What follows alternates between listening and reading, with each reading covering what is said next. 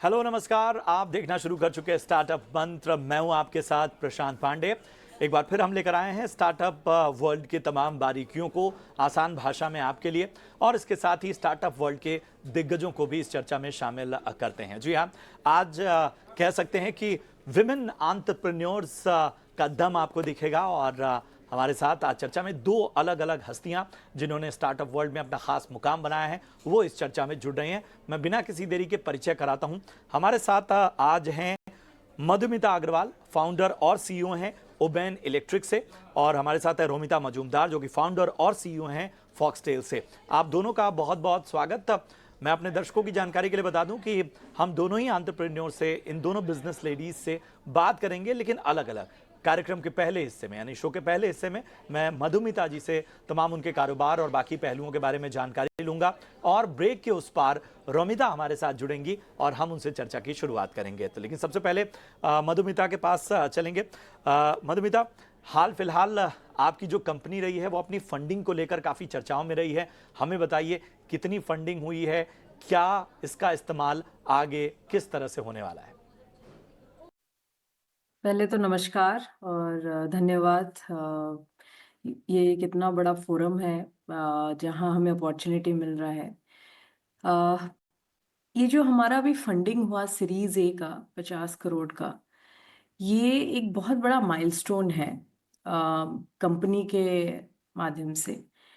जो एक ऑटोमोटिव खुद डिज़ाइन करती हुई या R&D करती हुई जो कंपनी है, उसका एक फेज़ होता है।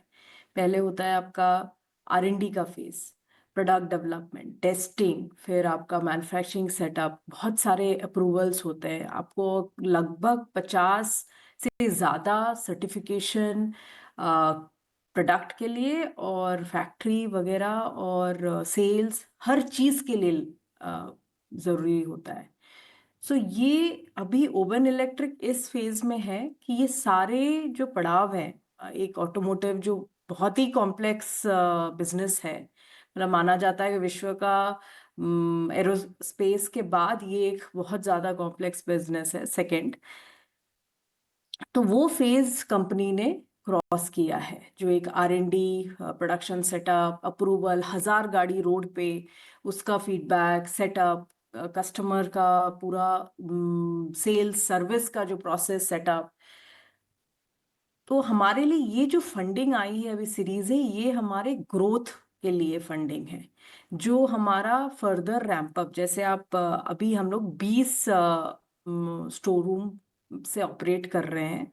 जनवरी से 20 शोरूम अप कुछ मेजर सिटीज में हो चुकी है। तो अब हमें जो ये फंडिंग हमें हेल्प करेगी इन मार्केट्स में डीप जाने का, इन मार्केट्स में और अपना जो पोजीशन है स्ट्रॉन्ग करने का। ना केवल सेल्स करना है, पर सर्विस पे भी बहुत ज़्यादा हमारा फोकस रहेगा। तो ये जो साल है हमारे लिए, और ये फंडिंग जो साल हम शुरुआत कर रहे हैं इस फंडिंग के साथ, ये ज़्यादातर फोकस होगा हमारा ग्रोथ के लिए, सेल्स के लिए, और हमारा जो डिफरेंट मार्केट में डीप पेनिट्रेशन के लिए। सो यहाँ अभी हमारा जो स्टार्ट है बहुत अच्छा है, क्योंकि 20 स्टोर जो है हमारा मेजर मार्केट्स में है। दिल्ली में है, हम पुणे में हैं, आपका साउथ अगर आप देखें, साउथ में बेंगलोर में है, हम केरला में हैं। तो एक बहुत हमारी तैयारी जो है, हमने अपना जो बोलते हैं गढ़ ये मेजर शहरों में रख लिया है। अब हमें और आगे बढ़ना है इस पैसे से। और अभी तक का हमारा लगभग जो इन्वेस्टमेंट हो चुका है कंपनी में, स्टार्ट से अभी तक 4 साल, हम अभी मतलब 4 साल हो गए कंपनी को। 150 करोड़ की फंडिंग हम कर चुके हैं, मतलब एक्सटर्नल फंडिंग। एंड 150 करोड़ में प्रोडक्ट भी बना लिए हमने। हमने सारे क्रिटिकल कंपोनेंट जो आपके हैं, बैटरी मोटर, वो हम खुद बनाते हैं। फिर हमने मैन्युफैक्चरिंग भी सेटअप कर लिया है, और अभी डिस्ट्रीब्यूशन में भी हमारा पूरा फोकस होके अभी 20 जगह, मतलब 20 शोरूम है हमारे मेजर मार्केट्स में। बहुत खूब मधुमिता। अब जरा हम इन्वेस्टर्स के बारे में जानकारी चाहेंगे। इस फंडिंग में कौन कौन से निवेशक शामिल हुए और कारोबार कितना मजबूत हुआ इससे? तो पहले तो ये राउंड में हमारा हमेशा एक ये भी रहा है, हमारे जितने इन्वेस्टर रहे हैं पुराने और अभी नए जो भी आए हैं, ये मोस्टली एंटरप्रेन्योर्स बिजनेस हाउसेस रहे हैं जो मैन्युफैक्चरिंग बैकग्राउंड से आते हैं, बहुत strong billion dollar business houses हैं जो इस तरह के बिजनेस को समझते हैं, जहां उनको समझ आता है कि बहुत सारे सर्टिफिकेशन लगता है, टेस्टिंग लगता है, तो ये एक बहुत ही ज़्यादा कॉम्प्लेक्स बिजनेस है। तो हमारा पहले तो मैं ये आपको बताना चाहूंगी, हमारे जितने भी इन्वेस्टर हैं वो सब बिजनेस हाउसेस, फैमिली ऑफिसेस, या आप बोल सकते हैं जो खासकर खुद अपना बिजनेस बना के अब इन्वेस्ट कर रहे हैं। सो इस राउंड में हमारे जो पार्टिसिपेशन हुआ है इन्वेस्टर्स का, आप बोल सकते हैं जैसे एम्बिस होल्डिंग, ये एक फैमिली ऑफिस है जो यूएस बेस है, अगेन फ्रॉम मतलब उनका बैकग्राउंड भी वही मैन्युफैक्चरिंग में है। एंड फिर एम्बिस होल्डिंग हो गए, फिर हमारे एक स्ट्रेटेजिक पार्टनरशिप के हिसाब से अफ्रीका से करीमजी ग्रुप भी पार्टिसिपेट किए हैं, जहां हमारा एक फ्यूचर कोलैबोरेशन जब आगे बढ़ेगा तब हम अफ्रीका में भी गाड़ी लेके जाएंगे। फिर कुबेरन टेक वेंचर्स जो एक बहुत बड़ा अभी इन्वेस्टर वीसी है, इंडिया बेस्ड है। फिर मिशन वर्टिकल जो फोकस करते हैं सस्टेनेबिलिटी में, वो यूएस बेस्ड इन्वेस्टर है। फिर उसके बाद हम यहाँ अगर आप देखें पॉलीप्लेक्स कॉरपोरेशन जो इंडिया दिल्ली बेस्ड है, $1 बिलियन बिजनेस, उनका भी पार्टिसिपेशन हमने देखा उनके फैमिली ऑफिस से जो हार्डकोर मैन्युफैक्चरिंग से आते हैं। फिर प्रवेक कल्प लिमिटेड जो एक बहुत बड़ा ग्रुप है, जो फिर वो भी मैन्युफैक्चरिंग में है, मैन्युफैक्चरिंग बैकग्राउंड से आते हैं। तो यहाँ पे जो आप देखेंगे करीमजी ग्रुप और अलग अलग डिफरेंट जो इन्वेस्टर्स आए हैं, उनका मैन्युफैक्चरिंग या ऑटोमोटिव, जैसे करीमजी ग्रुप एक बहुत बड़े ऑटोमोटिव क्षेत्र से ताल्लुक रखते हैं एंड खुद करते हैं बिजनेस उस सेगमेंट में। सो ये हमारा मिक्स रहा है, business houses, family offices participation. And यही ये जो हमारा आने वाला ये साल है, ये सारे इन्वेस्टर्स की जो एक्सपीरियंस है, ना कि मनी जो बोलते हैं खाली पैसा या इन्वेस्टमेंट, बट जो एक्सपीरियंस है इतना इस मैन्युफैक्चरिंग सेगमेंट के लिए, वो भी एक तरह से इन्वेस्ट हो रहा है कंपनी में। मधुमिता जी, जब मैं आपके कारोबार से गुजर रहा था तमाम जानकारियों से, तो एक शब्द ने मेरा ध्यान खींचा और वो था रोर। तो जरा हमें बताइए कि ये रोर प्रोडक्ट रेंज क्या है और कैसे आगे बढ़ रही है? सो रोर हमारा फ्लैगशिप प्रोडक्ट है, रोर। फिर उसके रोर के सीरीज डिफरेंट डिफरेंट, उसके पहले ना थोड़ा सा मार्केट अगर समझे तो वो आसानी होगी रिलेट करने के लिए।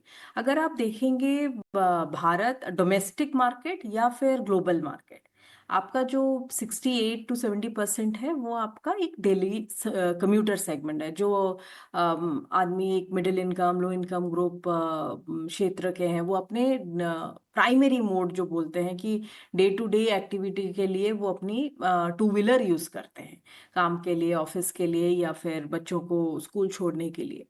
तो ये पूरा जो 68 66 68% का जो पूरा मार्केट है वो डेली कम्यूटर का है, और ओबन के हिसाब से हम इसी मार्केट को फोकस कर रहे हैं। अगर ये डेली कम्यूटर सेगमेंट को आप अगर भाग करेंगे, 3 भाग होगा उसका। पहला भाग आपका है जो एक एंट्री लेवल व्हीकल है 100 सीसी का। दूसरा भाग है आपका 125 सीसी, 100 सीसी वाला आपका 1 लाख से कम रुपए में आता है, जो मैं आईसी का एक मतलब जो पेट्रोल व्हीकल है उसके हिसाब से मैं एक आपको डिवीजन बता रही हूँ। दूसरा जो भाग है वो आपका 125 सीसी का है, जो आपका 1 लाख 10 20 हजार के लगभग पड़ता है। और फिर जो कम्यूटर सेगमेंट में प्रीमियम है वो आपका 150 सीसी और 160 सीसी का होता है। जो आपका 1,50,000। तो हमारा जो रोर है वो पहले प्रीमियम कम्यूटर सेगमेंट में लॉन्च हुआ है, जो काफ़ी अच्छा कर रहा है मार्केट में। रोर से हम लगभग कुछ रिप्रेजेंटेड मार्केट दिल्ली वगैरह में टॉप 10 में आ गए हैं। एंड अभी जो रोर है वो परफॉर्मेंस व्हीकल है। जो ये कस्टमर है ये डेली यूज के लिए, डेली कम्यूट के लिए यूज करता है, पर ये परफॉर्मेंस भी चाहता है। डिजाइन तो सभी को चाहिए, डिजाइन तो टॉप में है, पर ये परफॉर्मेंस भी चाहता है व्हीकल पे। तो जो रोर है वो डेली कम्यूटर प्रीमियम सेगमेंट में है, और इसका जो फोकस है इसमें परफॉर्मेंस रहता है। जो दूसरा प्रोडक्ट हमारा है आपका जो बोलते हैं रोर इजी, वो आपका एक 125 सीसी में है। तो वो एक डेली कम्यूटर में एक जो फोकस करता है अच्छा रेंज, डिजाइन अच्छी और परफॉर्मेंस मिड लेवल की, जो कस्टमर को जो एक्सपेक्टेशन कस्टमर की है। मेरा आखिरी सवाल इस पूरे कारोबार और आपकी स्टार्टअप जर्नी के बारे में है। बताइए कहाँ से शुरुआत हुई और किस तरह से अब तक आपने अपने कारोबार को और अपने इस पूरे एंटरप्रेन्योर जर्नी को मजबूत बनाया है। ये सवाल तो बहुत ही ज्यादा मतलब इमोशनल सवाल है। ये जर्नी 2020 में शुरू हुई। उससे भी पहले जब मेरी एजुकेशन आईआईटी खड़गपुर से खत्म हुआ, मैं कुछ हाथ मतलब एकदम 1 साल से भी कम एक जगह पे काम कर रही थी। वहां से जो मुझे एक एहसास हुआ कि मैं अपना कुछ कर सकती हूँ, उस विश्वास से 2016 की बात कर रही हूँ, जब मैंने ये अपनी जर्नी, एंटरप्रेन्योर की जो जर्नी है वो स्टार्ट किया।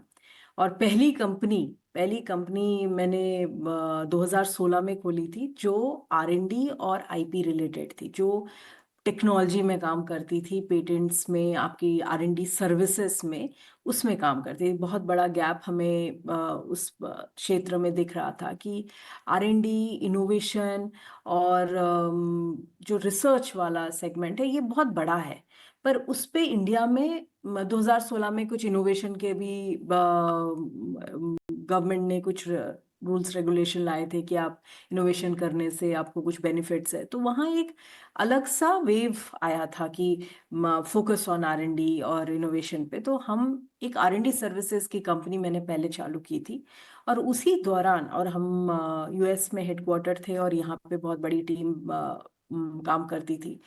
तो उसी दौरान जो हमारा एक एक्सपोजर हुआ ईवी में, बिकॉज ईवी भी ग्लोबली पिक कर रही थी, मतलब ग्लोबली आप देखें तो ईवी 2016-14 से ही स्टार्ट होना चालू हुआ। तो हमारा जो एक एक्सपीरियंस था, ना कि ईवी, बहुत सारे अदर मतलब दूसरी टेक्नोलॉजी में भी हम काम करते थे। ईवी क्या होता है, आपका एक एमलगमेशन होता है सॉफ्टवेयर का, मैकेनिकल का, इलेक्ट्रॉनिक्स का, बहुत सारी चीज, मटेरियल साइंस का, ये सारी बहुत सारी चीजों का एक एमलगमेशन है। तो हम जब ये सारे दूसरे दूसरे क्षेत्र में आर&डी सर्विसेज देना शुरू किए, और धीरे धीरे ईवी में भी बहुत सारा काम करने लगे। लगभग 70 से ज्यादा प्रोजेक्ट हमने क्लाइंट के साथ किया था, जहां हम आर&डी सर्विस उनको ऑफर करते थे। तो ये जो मेरा अनुभव 6 साल का था ईवी में काम करने का, खुद कंपनी बनाने का, वो भी पूरे अपने ही दम पे, मतलब कस्टमर बैक थे, मतलब कोई एक्सटर्नल फंडिंग नहीं, वो एक बहुत बड़ा फाउंडेशन हो गया हमारे लिए। जब मैंने जो बोलते हैं, जब हम ये काम जब कर रहे थे, तब एक मन में ये आशा भी होने लगती है कि खुद भी एक प्रोडक्ट हम कुछ बनाएं, क्योंकि डिफरेंट डिफरेंट बैटरी में कर रहे हैं, कुछ मोटर में कर रहे हैं, सॉफ्टवेयर में कर रहे हैं, बहुत सारा हम प्रोजेक्ट कर रहे थे। तो उसी दौरान ये एक सपना बनने लगा कि खुद प्रोडक्ट में कुछ करना है। और 2020 में वो कंपनी एक लगभग एक स्टेज में सेटल हो गई थी। हम एक कोविड का भी पड़ाव देख चुके थे, जो हर कंपनी ने झेला था, तो उसको भी सरवाइव कर लिए थे। फिर मैंने डिसाइड किया, नहीं, ये एक ईवी फ्यूचर है। ईवी अब आने वाला है, और भारत में बहुत जोरों शोरों से उसका पुश भी उस टाइम आया था। कितनी पॉलिसीज, सब्सिडीज, बहुत सारी चीजें आई थी। तो फिर हमें एक तरह से मुझे वो लगा कि वो एक बहुत बड़ा गैप है, इस नॉलेज को मैं वेस्ट नहीं जाने दे सकती हूँ, क्योंकि 6 साल एक ईवी में सेगमेंट में काम करना एक बहुत बड़ी बात होती है। उस हिसाब से 2020 में मैंने ये मार्च, मुझे याद है कि जस्ट अप्रैल में कोविड से निकले थे, मुझे लगा नहीं, कुछ और करना है, प्रोडक्ट में करना है। और ये 6 साल का जो एक्सपीरियंस है और जो भी कंपनी बनाने का एक्सपीरियंस है, 100 से ज्यादा लोग काम करते थे हमारी पहली कंपनी में, तो वो एक्सपीरियंस को लेके मैंने हिम्मत जुटाया। मैंने कहा नहीं, गैप भी है, मुझे एक्सपीरियंस भी है ईवी का, हमने कंपनी भी बनाई है और ईवी फ्यूचर है। तो ये सोच के ओवन इलेक्ट्रिक का जन्म 2020 में हुआ। एंड अब 4 साल हो गए। अब बहुत ही अलग अनुभव रहा है अभी हमारा ये 4 साल में, और आगे भी वी आर लुकिंग फॉरवर्ड कि बहुत कुछ होने वाला है। बहुत अच्छा लगा मधुमिता जी आपसे बातचीत करते हुए। काफ़ी तमाम इंसाइट्स जो थे वो काफ़ी अच्छे थे, और हम यही चाहेंगे कि कारोबार और ये स्टार्टअप की दुनिया आप और ज़्यादा बेहतर बनी रहे। हमसे बातचीत करने का बहुत बहुत शुक्रिया। चलिए यहाँ रुकेंगे एक छोटे से ब्रेक के लिए। ब्रेक के उस पार जब लौटेंगे तब हमारे साथ जुड़ेंगी रोमिता मजुमदार। आप बने रहिए हमारे साथ।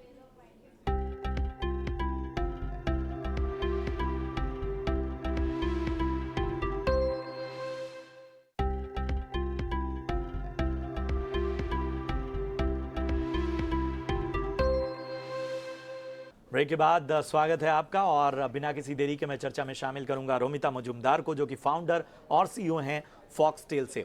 रोमिता जी, बहुत बहुत स्वागत है आपका। हमें ज़रा बताइए कि फंडिंग को लेकर काफ़ी चर्चाएं रही हैं। कितना बड़ा दायरा है फंडिंग का, और किस तरह से इस फंडिंग का इस्तेमाल होने वाला है?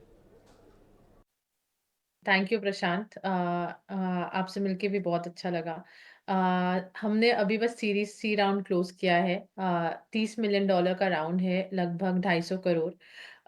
हम 3 साल पुरानी ही कंपनी है, तो ये काफी बड़ा एक माइलस्टोन है। एक 3 साल की कंपनी का इस तरीके का ग्रोथ देखना और इन्वेस्टर्स से इस तरीके का अ, अ, प्यार, पहचान और एक सेंस ऑफ वैलिडेशन मिलना, और इस वजह से एक एज़ अ टीम हमारे लिए एक बहुत महत्वपूर्ण दिन है। और हम इस चीज़ को लेके काफ़ी एक्साइटेड है। बट आई थिंक सबसे ज़्यादा ज़रूरी जो आपका एक सवाल था कि एक फंड रेज़िंग का अगला स्टेप क्या होता है, कैसे इसको यूज़ कर रहे हैं। अगर आप फॉक्सटेल के बारे में कहीं पे भी किसी यूज़र से पूछोगे, तो हमारे लिए हमारा प्रोडक्ट सबसे बड़ी चीज़ होती है। हमने हमेशा कहा है कि अगर हमें इंडिया के लिए में कुछ भी करना है, तो product quality has to be very good. और इस वजह से इनफैक्ट कंपनी स्टार्ट करने से पहले भी 1.5 साल हमने अपना एक research and development centre Chennai में बनाया, उसमें इन्वेस्ट किया, और वहाँ पे सिर्फ 4 प्रोडक्ट पे फोकस करके पूरे इंडिया में उसको टेस्ट करके ही 1.5 साल बाद लॉन्च किया था। पिछले 4 साल में हमने उस आर-एन-डी में काफ़ी इन्वेस्ट किया है, और उसके थ्रू हमने काफ़ी और एसकेयूज़ लॉन्च किए हैं, जबकि टोटल एसकेयूज़ हमारे 20 थे, बट सारे एसकेयूज़ में एक अलग इनोवेशन है। आर-एन-डी में बहुत इन्वेस्टमेंट है। नाउ इस राउंड के बाद आई थिंक माय बिगेस्ट, मेरे लिए सबसे ज़रूरी चीज़ है उस आर-एन-डी में और इन्वेस्ट करना, क्योंकि इंडिया जो है, इंडियन कंज्यूमर्स जो है आज इतना एजुकेटेड है, सोशल मीडिया की वजह से उनकी इतनी जानकारी है कि उनको पता चलता है कि प्रोडक्ट की क्वालिटी कितनी अच्छी है, और उनको सिर्फ कोई ऐसा प्रोडक्ट नहीं चाहिए जो किसी का कॉपी है, उनको इनोवेशन चाहिए, उनको नई चीज़ें चाहिए। उनको they want to be ahead of the curve. आज इंडियंस किसी को कॉपी नहीं कर रहे, वो कर्व्स डिटरमाइन करते हैं। जैसे आपने बोला, स्टार्टअप्स अब ग्लोबली इंडियन स्टार्टअप्स इन नाम बना रहे हैं अपने लिए, and that's the same thing Indian consumers के लिए। They want high quality products, and हमारा एक ही गोल है लाइफ में, to get the highest innovation, to get the highest level of R and D to India. So with this round we expect कि हम बहुत उसमें इन्वेस्ट करेंगे। रोमिता जी, आपकी इन्वेस्टर जर्नी काफ़ी दिलचस्प है। तमाम नाम जो हैं वो ध्यान खींचते हैं, तो ज़रा इस पर रोशनी डालिए। कोज़े एक्चुअली वर्ल्ड में टॉप 10 ग्लोबल ब्यूटी कंपनीज़ है। इंडिया में लोग उनको जानते नहीं, बट ग्लोबली वो बहुत ही उनका बहुत नाम है। और उनका नाम 2 चीज़ों की वजह से है। एक, उनका आर-एन-डी, हमने हमारे आर-एन-डी की बात की। उन्होंने कहीं दुनिया का सबसे पहले सीरम में उनका बहुत बड़ा हाथ था।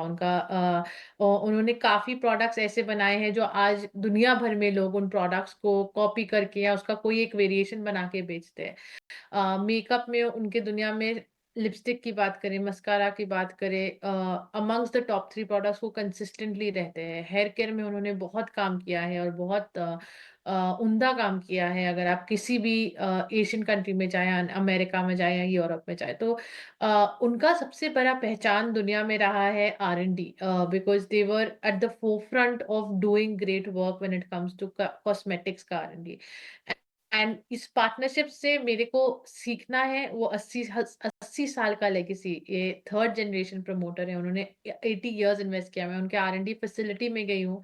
उनके पास जिस तरीके का माइक्रोस्कोप्स है, उनके पास जिस तरीके का अब सेल्स है, they can look at sales and tell कि ये आपके स्किन में किस तरीके से काम करेगा, नहीं। और जिस तरीके की चीज़ों और मशीनरी से वो आज काम कर रहे हैं, वो हमारे से प्रोबेबली 30-40 साल आगे है।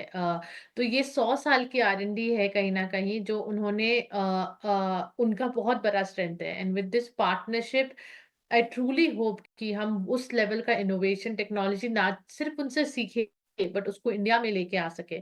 So that's one big importance for us from foxtail perspective. और दूसरी चीज़ है जो इंडियन कंज्यूमर्स को मिलना चाहिए। They have some of the best brands in the world, and some of the best products. So we are working also very closely उनके साथ to bring some of their international brands to India and to see how we should sell to the Indians at what price point, और उसको हम कैसे उनके लिए भी एक इंडियन मार्केट में एक जगह और पहचान बना सकते हैं। तो दोनों साइड है। विद फॉक्सटेल हमको उनसे R&D समझना है, सीखना है, और उनको हमसे आई थिंक हम जहाँ उनकी मदद कर सकते हैं वो है हमारे इंडियन कंज्यूमर्स को समझने के लिए कि उनको कौन-सी ब्रांड अच्छी लगेगी, उनको क्या उनके डेली रूटीन में बैठेगा, and how can they take market share in India through this partnership. So हाँ, this the partnership is gonna be a combination of these 2 things.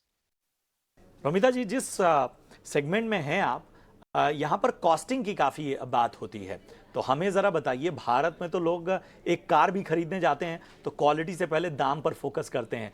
क्या इस नज़रिए में बदलाव आया है कॉस्मेटिक्स की दुनिया में?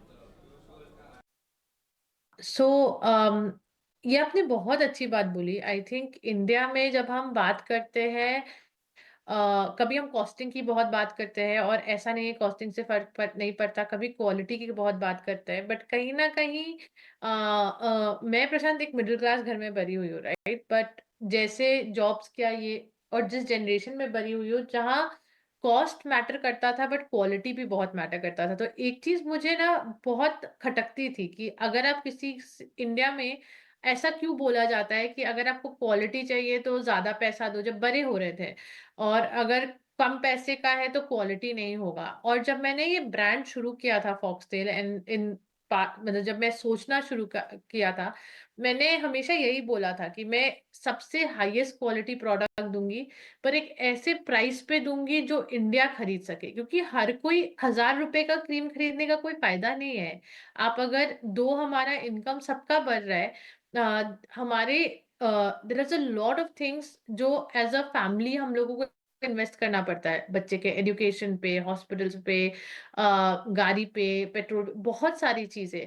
तो स्किन केयर बहुत क्रिटिकल है, पर मुझे इस बात का पूरा मुझे मालूम है कि उसके लिए एक विमेन के पास उतना पैसा बचता नहीं है कि वो महीने में 5-7 हज़ार खर्च करे, और मेरे हिसाब से करना भी नहीं चाहिए। तो as a founder of Foxtail, I was very clear that cost और क्वालिटी आर नॉट कॉन्ट्राडिक्टरी, ये एक दूसरे से अलग नहीं हो सकते। You have to give the highest quality at the best cost. जी हाँ, और यही तालमेल मुझे बहुत अच्छा लगा, जिस तरह से आपने कहा कि तुरंत चीज़ों को आपने कंज्यूमर को पास ऑन किया, और वो अपने आप में जो बिजनेस एथिक्स हैं उसमें किस तरह से नए यंग एंटरप्रेन्योर फ़र्क पैदा कर रहे हैं उसको दर्शाता है। मेरा आखिरी सवाल, यंग एंटरप्रेन्योर के लिए क्या टिप्स देंगे आप? तो मैं 2 चीज़ें बताऊँगी। आई थिंक एक होता है आइडिया का बिज़नेस वैलिडिटी, क्या वो बिज़नेस में बदल सकता है कि नहीं? और दूसरा होता है कि कोई भी आइडिया, अगर कितना भी अच्छा आइडिया और कितना भी अच्छा बिज़नेस पोटेंशियल हो, उस ट्रांजिशन ऑफ बिजनेस आइडिया को बिजनेस में करने में और उसको बड़ा करने में बहुत मेहनत जाती है। और हम आई थिंक अभी क्योंकि एंटरप्रेन्योरशिप को इतना सेलिब्रेट किया जाता है, आई थिंक लोग देखते हैं कि उसमें ग्लैमर कितना है, बट काफी बार लोग ये नहीं देखते हैं कि उसमें एक्चुअली आपको काफी सैक्रिफाइसेस करने पड़ते हैं वहां पे पहुंचने के लिए, और इसलिए आप मेंटली रेडी हो कि नहीं। इट्स अ प्रिविलेज, मतलब मैं कभी ये नहीं बोलूंगी ना, यू नो लाइक मेरे लिए तो ये भगवान का देन है कि मुझे मौका मिला ये करने के लिए। बट वो करने के लिए एक बहुत हम इंग्लिश में वर्ड यूज करते हैं रेजिलियंस, आई थिंक हिंदी में वो है सहन शक्ति, you know that mental strength that you will be able to get to it. And I tell you how I think idea to business validity, Prashant, दो तरीके के बिजनेसेस होते हैं। एक होते हैं हाई ग्रोथ बिजनेसेस, तो आपको देखना पड़ेगा आपका जो आइडिया है वो मार्केट टेलविंड्स के साथ कितना ग्रो कर सकता है, because if it is a very very fast growing business, आप वीसी मनी अट्रैक्ट करोगे, आप प्राइवेट कैपिटल अट्रैक्ट करोगे, which means you will have some funds to bear some losses for some time and then turn it into profitability, right? So fast growing businesses generally बहुत capital consume करते हैं specially upfront, but at the same time because of that आपके पास VCs है, private equities है, जो उसमें भी reasonable businesses खोजेंगे कि इट इज हाई ग्रोथ, क्या ये 3 साल में इतना कैपिटल रिटर्न दे सकता है कि नहीं। तो I think the first thing is to know it's high growth और नॉट। बहुत बहुत शुक्रिया रोमिता जी। और जाहिर सी बात है, हम यही चाहेंगे कि पूरी तरह से इस कारोबार की दिशा में और ज़्यादा बेहतर और बेहतरीन सफ़र रहे। हमसे बातचीत करने का बहुत बहुत शुक्रिया। तो ये था आज का स्टार्टअप मंत्र। उम्मीद करते हैं कि ये चर्चा आपको पसंद आई हो। दीजिए इजाज़त, नमस्कार।